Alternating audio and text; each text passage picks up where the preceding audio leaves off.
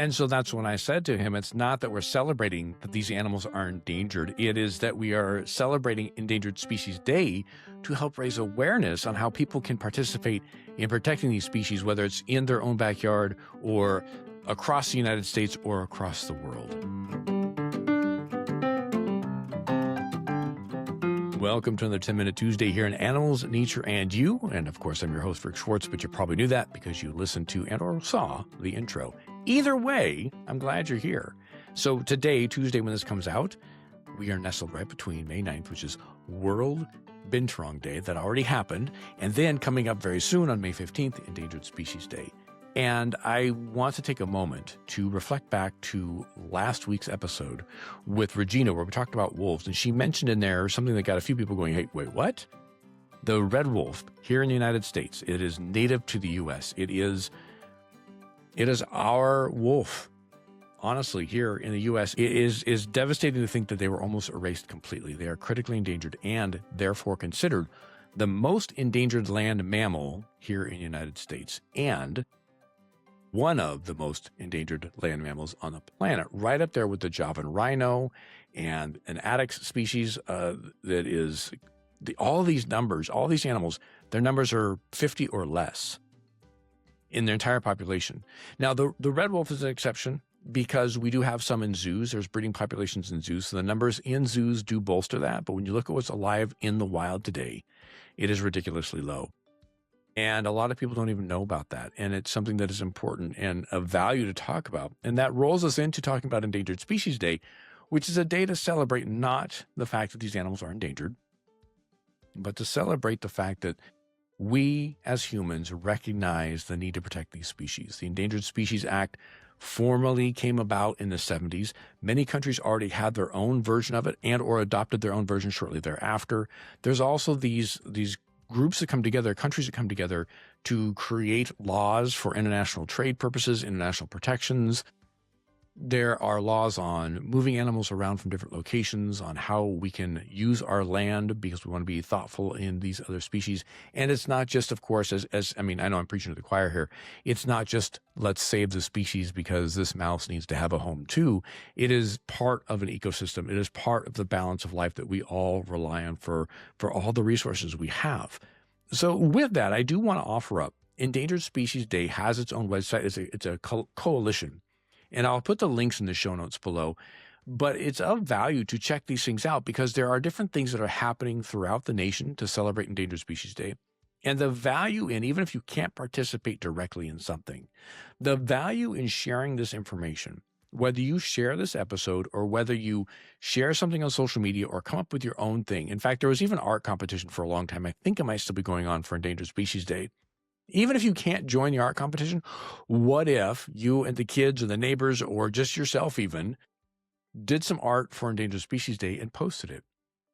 What species is on the endangered species list that you want to participate in taking care of? And then here also on my website here, on my computer, I have right here, the Endangered Species Coalition has an area where you can click down and see member organizations. And this is so cool because when you click on that, you can then find something in your state, in your area that, sure, it could be an accredited zoo, but there are also other organizations doing great and amazing work.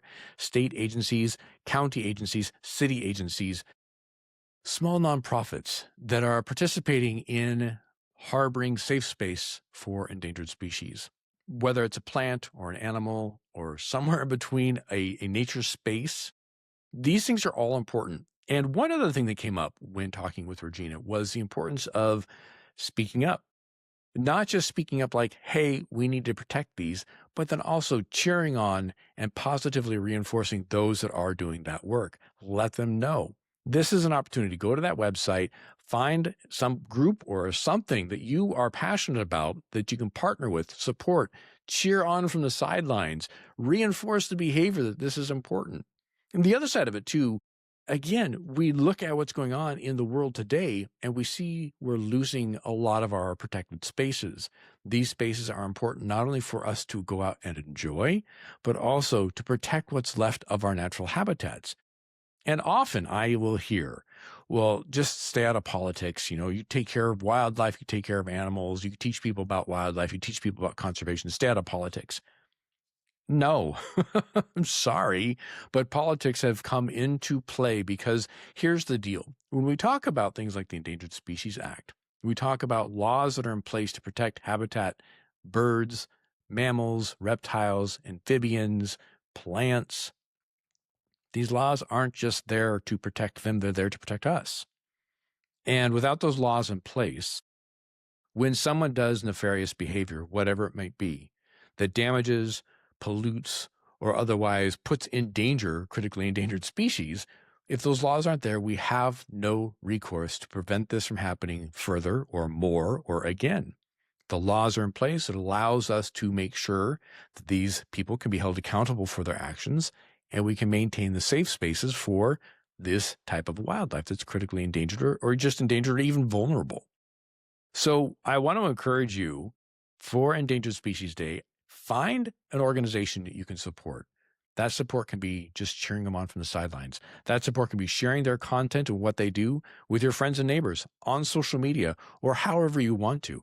Pick a species off the endangered species list that you think is cool. Create some artwork and share that with your friends and neighbors. Hold that out your window, any of it. Just help drive awareness. Raise your own awareness. Educate yourself. Get curious. Someone called me out on one of my videos. I think it was last week.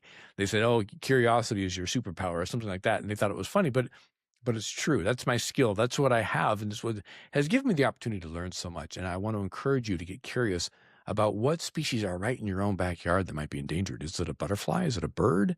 Is it a reptile or a mammal or a type of plant? And if not in your own backyard, one that just strikes your passion and gets you excited, that motivates you to want to do more for that species, because that's what we need to do. We need to have that passion for us to take action usually. It really helps. Curiosity helps drive that passion too.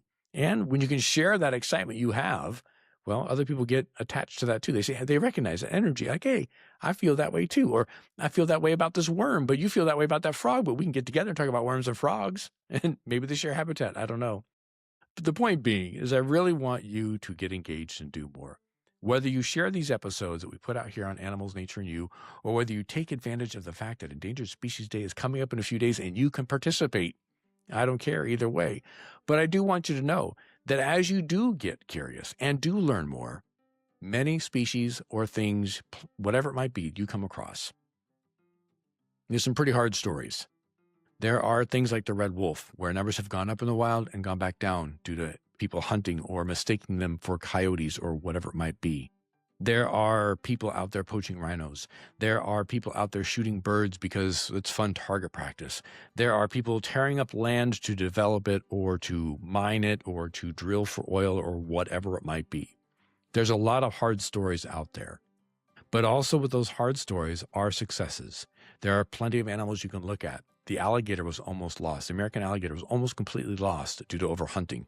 The bald eagle was almost lost due to chemical pollutions and DDT. Things like the Endangered Species Act, laws similar to those that helped start the Endangered Species Act, prevented the loss of those species and allowed us to make subtle changes. Now they're off the endangered species list. Those are just two short examples, but I want you to know as you look at what's going on right now, think about what it was like in the past for other species and paint that picture in your mind that if we take action, if we stay strong in making sure we protect these animals, educate others, share our passion, we can have a positive impact. We can make a sweet, sweet difference, not only for these animals, but for ourselves, to the point where the next generation may not even realize we almost lost them. I know kids today, they see bald eagles, no big deal, but I remember a time where we thought maybe we were going to lose them altogether. So with all of that in mind, hang on just for another moment for me, if you will. I do want to ask you a really big favor. If you have been listening for a while or just started listening and you're finding these episodes interesting or enjoyable, would you mind doing me a big solid favor? Would you mind leaving a review where you're listening or watching? If you're on YouTube, you can leave a comment or hit subscribe, whatever it might be. If you're on Apple or Spotify, I think you can leave a review. Now, these things don't bump the algorithm. They don't promote this at all, but it does help people when they're searching for content they might be interested in. When doing a keyword search, if this podcast comes up in front of them and they see other people have left reviews or stars, they're more apt to check it out. Whereas if there aren't any there or there are too few, they might move on to something else thinking, well, not too many people are engaging with it. It's just a fun little thing you could do as a solid favor if you've been enjoying these episodes to help other people realize that you're enjoying these episodes and they might enjoy it too. So with that, if you do want to get a hold of me, there's a fan mail link, which is the very first link wherever you're listening to the podcast. Sorry, not on YouTube. Or, of course, in the show notes, along with all the links I mentioned today with the Endangered Species Act and everything else, you can also find my website, zoologyrick.com, or any of my social media handles, zoologyrick, on just about every platform that I'm on. And with that, I'm going to wrap it up by reminding you, if you haven't already, hit subscribe or follow wherever you're listening or watching, because that way you won't miss any upcoming episodes. Every Tuesday, 10-minute Tuesdays like today. Every Thursday, interviews with awesome people doing awesome work, because you wouldn't want to miss that. All right, let's wrap this up. Have a good one, everybody.